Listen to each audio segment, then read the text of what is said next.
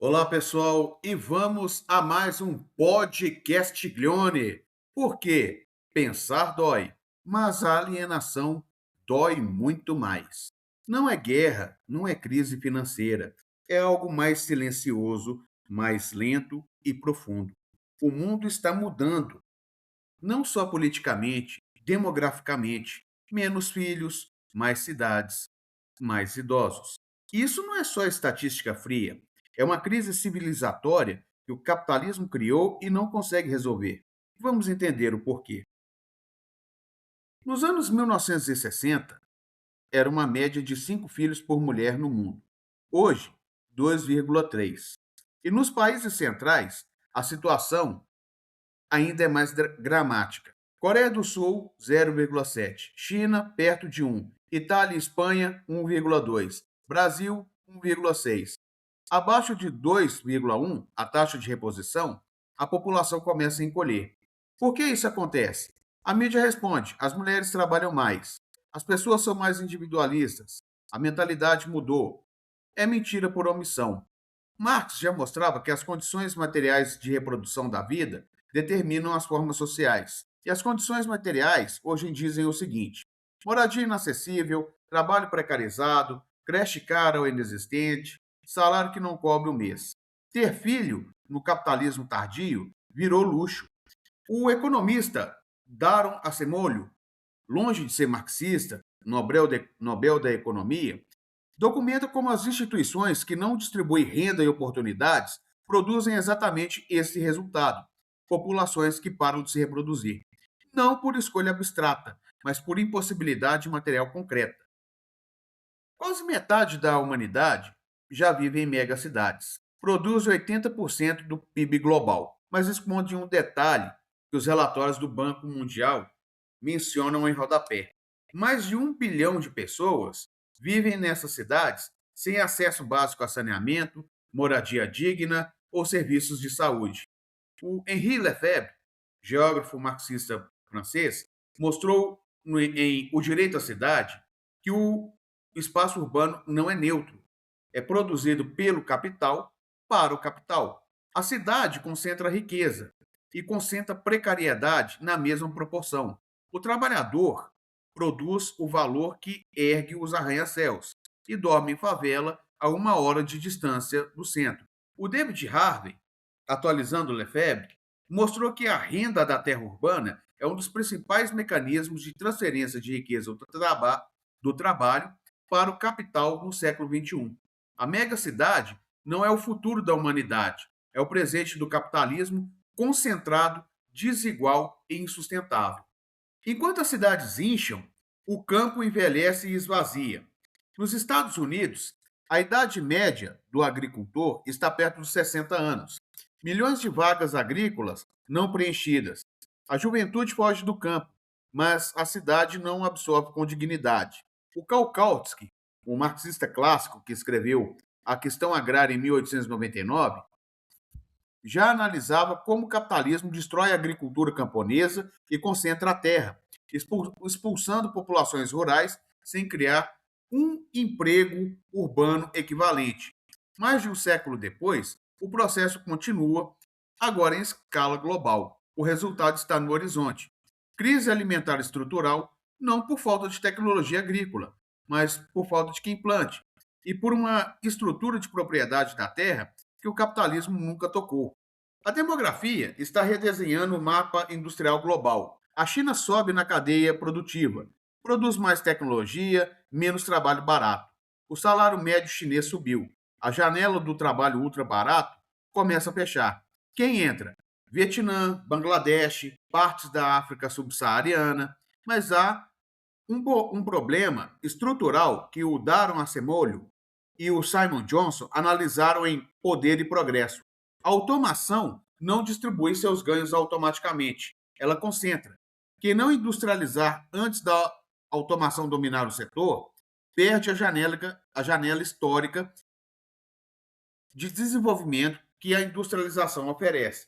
E aí entra Celso Furtado, o economista brasileiro, que ressurge com uma advertência feita décadas atrás.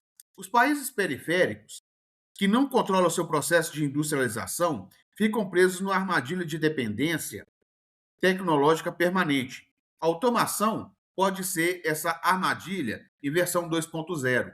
Agora, a migração é a solução que o sistema precisa e vai rejeitando, porque há 304 milhões de migrantes no mundo. Nunca a migração foi tão necessária para o sistema e nunca foi tão politicamente rejeitada. Os Estados Unidos fechando fronteiras, União Europeia endurecendo regras, Hungria, Itália, Dinamarca, corrida para o futuro em políticas migratórias.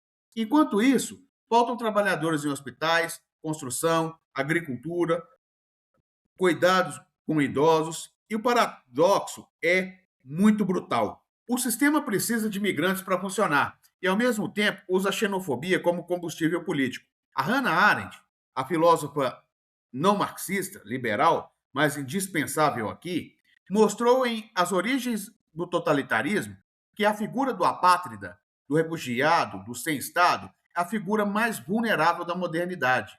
É o ser humano reduzido à pura condição biológica, sem voz, sem direito e sem proteção. O capitalismo cria essa figura em massa e depois usa como bode expiatório de suas próprias crises. Etienne Balibar aprofundou: o racismo e a xenofobia não são sobrevivências do passado, são instrumentos funcionais de um capitalismo contemporâneo para dividir a classe trabalhadora e desviar a raiva de baixo para baixo, dos trabalhadores locais contra os migrantes, em vez de baixo para cima. Agora vem o impacto militar, quando a geopolítica encontra o berço vazio. E a guerra moderna ainda precisa de gente. A Ucrânia mostrou isso da forma mais brutal. Drones, mísseis de precisão, satélites, tudo isso importa. Mas no final, alguém precisa segurar o território. E aí o problema demográfico vira problema estratégico. A Rússia pressionada por perdas enormes numa população que já encolhe. A Europa com populações envelhecidas e sem apetite para conflito armado. A China envelhecendo rapidamente, resultado da política do filho único que o Estado impôs durante décadas. O estrategista Peter Zelia, o analista geopolítico americano, que é muito longe do marxismo, tem uma tese provocadora. A ordem global do pós-guerra foi construída sobre o pressuposto de populações jovens e crescentes. E esse pressuposto acabou. E as estruturas geopolíticas construídas sobre ele já estão rachando. Da perspectiva marxista, a Rosa Luxemburgo diria algo diferente, mas complementar. O imperialismo que devasta populações através de guerra e exploração está destruindo as próprias bases humanas da sua reprodução. É o sistema se autodevorando e autodestruindo. E aqui nós chegamos ao núcleo de tudo. O capitalismo contemporâneo precisa de trabalhadores, mas precariza o trabalho ao ponto de tornar impossível reproduzir a força de trabalho. Precisa de imigrantes, mas usa a xenofobia como instrumento de controle político. Precisa de jovens, mas torna materialmente impossível ter filhos. Precisa do campo produtivo, mas expulsa os camponeses sem criar alternativa. Isso não é falha de gestão, não é falha de política pública, é condição estrutural do modo de produção capitalista. Vamos citá-lo aqui, o nosso querido Itzvan Meszaros, em Para Além do Capital, que ele identificou que o capitalismo, na sua crise estrutural, não consegue mais reproduzir nem as condições materiais da sua própria continuidade. A crise demográfica é essa impossibilidade de reprodução tornada visível em corpos, em berços vazios, hospitais sem enfermeiros, em campos sem agricultores.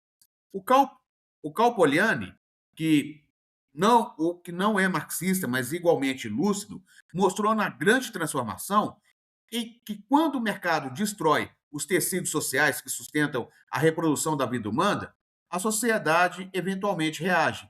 A questão é como ela reage e quem organiza essa reação. A demografia virou um campo de batalha e o século XXI vai ser definido por isso. Não por quem tem mais mísseis, mas por quem tem mais gente. E por quem consegue reproduzir sua população com dignidade. Por quem constrói sistemas que tornam possível viver, trabalhar, criar filhos, envelhecer com segurança. O capitalismo criou a crise demográfica. Ou seja, o capitalismo neoliberal. e não tem dentro de si os instrumentos para resolvê-la. Porque resolver exigiria o que o capital não faz: distribuir riqueza, garantir moradia, tornar o trabalho digno, acolher imigrantes, planejar coletivamente. Exigiria, em suma, subordinar o lucro à vida. E o capital não sabe fazer isso, por definição. Aí fica a pergunta que eu deixo para você: o mundo vai abrir fronteiras e redistribuir riquezas ou vai colapsar tentando evitar exatamente isso? E como a gente e como eu sempre falo, pensar dói, mas a alienação dói muito mais. Até o próximo podcast Glione.